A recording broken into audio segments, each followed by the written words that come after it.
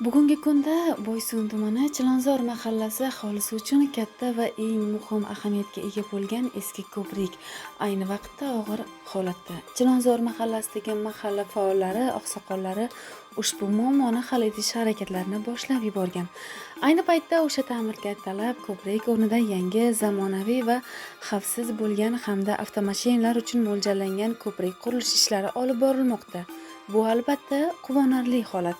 Biroq qurilish jarayonida vaqtinchalik yo'l va ko'prikning yo'qligi bois, ayniqsa qor yomg'irli ob-havo kunlarida aholi jiddiy muammolarga duch kelmoqda. Qariyalar, maktabga qatnovchi o'quvchilar, kasalxona sari yo'l olgan bemorlar, to'y-hasham qilmoqchilar, bozor o'charlarni olib daryoning narigi tomoniga o'tkazuvchilar uchun bu holat tobora og'irlashmoqda.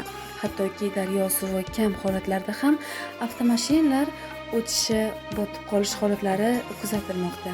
Aholi uchun daryoning ko'prigi yo'qligi nafaqat harakatlanishni, balki hayotiy zaruratlar, dori-darmon, oziq-ovqat, hatto tez tibbiy yordam yetib borishini ham qiyinlashtirmoqda. Aholi bu muammoni yillar davomida boshdan kechirib kelmoqda.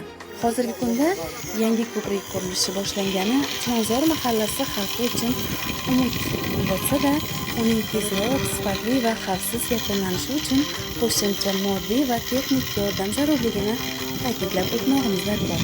Hurmatli mutasaddilar, homiylar va xalqlarga befarq bo'lmagan yurtdoshlar, Boysun xalqining bu muammosiga befarq qolmangizlar.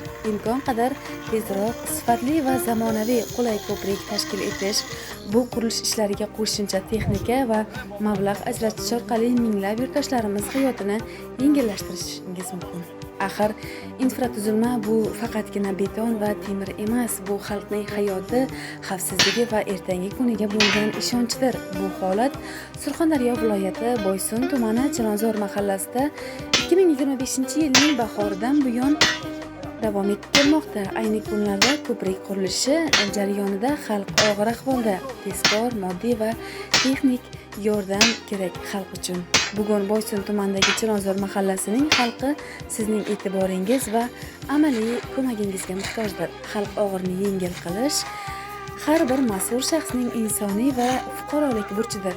Boysun xalqi bugun aynan ana shunday yondashuvga, amaliy yordam va e'tiborga muhtojdir.